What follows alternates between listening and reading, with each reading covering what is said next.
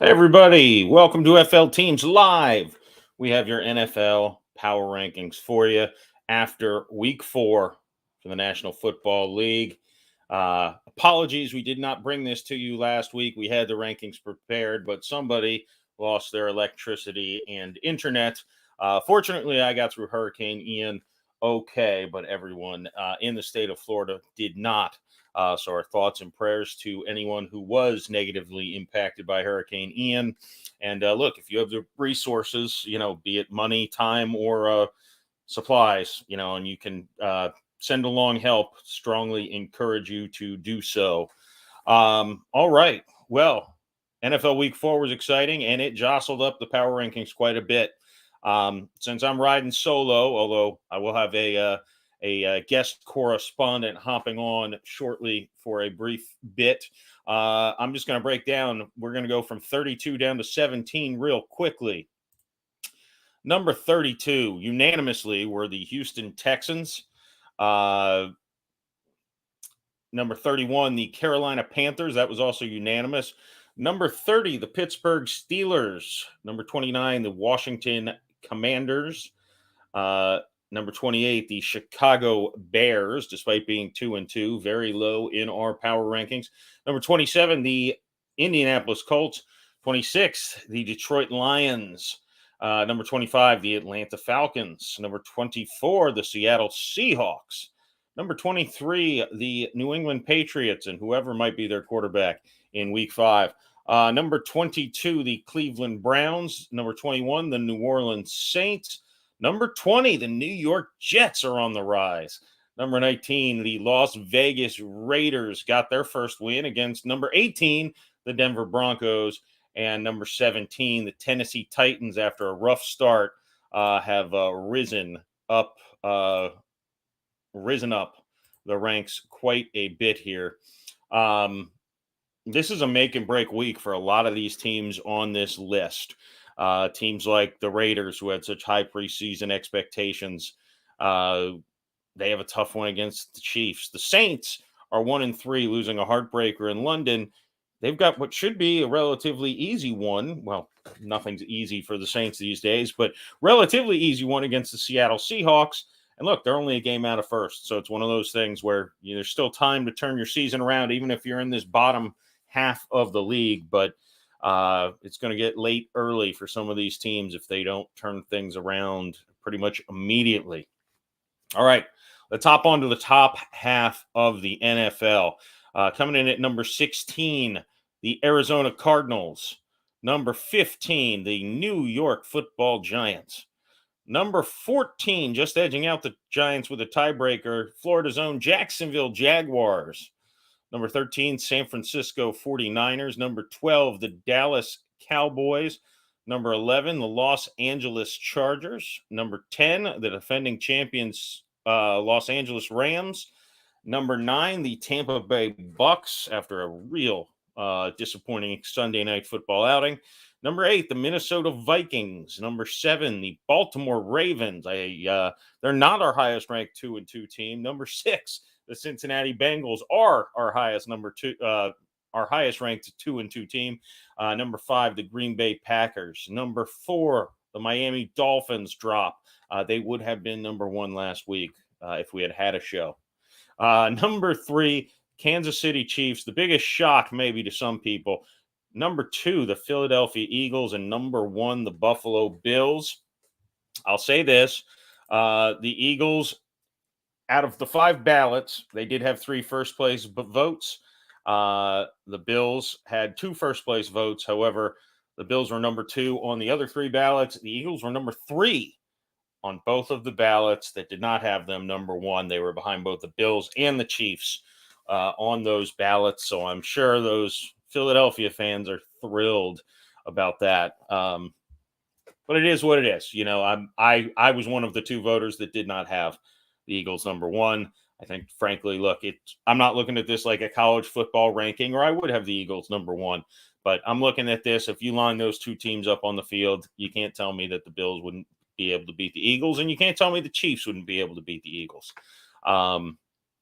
So that's kind of my explanation. I know, again, They did have more first place votes, but the Bills slightly edged them out by 1 point in our balloting. The Florida teams, the Jaguars had a rough one losing to previously mentioned Eagles. They are still at number 14. They've got, we've gained a lot of respect, not only among the voters, but I assume among all NFL fans. Jacksonville's not going to be an easy team to beat this year at all. The Bucs tumbled quite a bit to number 9. Their defense, I don't know if they got exposed or Pat Mahomes is just Superman, frankly.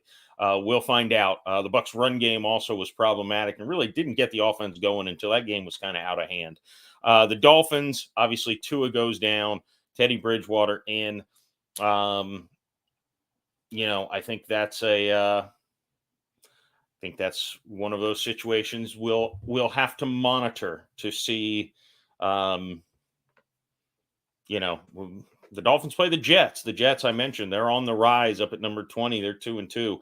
I don't think that game's going to be an easy game. I know Dolphins fans are probably not thrilled at me saying that, but I don't think this is going to be a walk in the park. And I do like Teddy Bridgewater, so don't get me wrong. I do think that he's going to do okay stepping in for Tua, but it will be interesting to see how the team deals with it. And frankly, not only with Tua's injury, but there's also that extra distraction with all of the issues with concussion protocol, and stuff like that. Makes me worried for them that they maybe overlook a weaker opponent and maybe struggle a little bit against those New York Jets. So now that we've revealed our 1 through 32, I do want to invite our guest correspondent in here, and we want to talk about looking forward to week 5. What teams might be the biggest risers and fallers, just looking ahead to the schedule. So I'm inviting the best picks prognosticator that I know onto the broadcast, James Macolino, to join me. Thanks for coming on, James. So looking forward to week 5, looking at the power rankings the way we have them, which team, if they win, might be the team that sees the biggest rise next week in these power rankings? The Raiders, because if they beat the Chiefs, they already had high expectations in the preseason, both teams. But if the Raiders win, then they should go up like 6-7 spots. Yeah, I think the Raiders getting a win against the Broncos will help maybe turn them around, but they're running into a buzzsaw. Obviously, the Chiefs are number 3 in the rankings for a reason. And yeah, you're right. I think I had the Raiders, just to peek over here, I think I had the Raiders at 18, which was 1 spot higher than they actually ranked on the FL teams rankings. But yeah, they would skyrocket if they were to beat our number 3 team, Kansas City Chiefs. I'm going to say the New York Giants are my team. They finished 15th in the composite ratings. They're 3-1. They've played a really weak schedule, and they go to play the Packers, who are number 5 in our rankings, and also are 3-1. I think the Giants will gain a lot of credibility if they're able to beat Aaron Rodgers. I don't see it happening.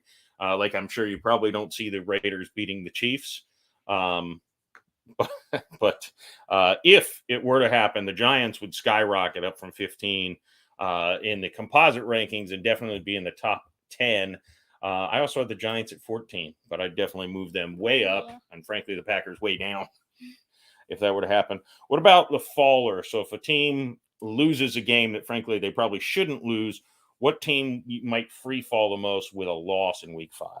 Probably the Vikings, because they play the Bears and they played good against the Packers. They didn't play very good against the Eagles, but they had a close game against the Saints, and the Saints outplayed them with injured players like Alvin and Michael Thomas. Yeah, the Saints, had a couple of fumbles, a couple of real bad penalty calls, and were still and playing without 5 of their starters against what was really a healthy Vikings team. And I agree with you. I think the Saints outplayed them, but made more mistakes. Not really mistakes that I credit the Vikings for making. So no, I'd agree with you. And the Bears are struggling on offense, especially passing the football. I'm going to say, kind of teased it earlier. I'm going to say the Miami Dolphins. If they drop this game to the New York Jets, first of all, the Jets will definitely rise in the rankings if they can win with their second game with Zach Wilson. But the Dolphins will also take quite a tumble. I think they'll still be 3-2. They'll still be in fine shape. But this is a tough AFC conference right now, and losing a winnable game, even with your backup quarterback in, is something that would not be a good look for the Dolphins. Plus, look, the Jets would then be 3-2, and the worst thing you can do for a team that's not a young team, that's maybe not quite good enough yet, is to give them a lot of confidence early in the season. I think Jacksonville has some of that. I think they're a confident team that might win some games that they otherwise wouldn't have won without a pretty good start. The Jets, if they're able to go and upset the Dolphins, I think the Jets now have some swagger and confidence that they probably don't deserve, but they might pull out another game or two down the line here. Thank you, James, for joining us here on FL Teams. I think we're going to call that a show. You got our power rankings 1 through 32. Again, we all agreed. We all had the same bottom 4 teams of the on the ballot: the Commanders, the Steelers, the Panthers, the Texans. They stink. We all had roughly the same top 10, give or take a couple teams here or there. We'll see. This is going to be an interesting week. A lot of good matchups. The Giants, the Packers. We'll know a lot more about certain teams after this week's games. So that'll do it. On behalf of James Macolino, EJ Farbman, Isaac Edelman, Jeremiah Hensley, I'm Jeff Macolino. Thank you for tuning in, and we'll see you next Wednesday with updated FL Teams NFL Power Rankings.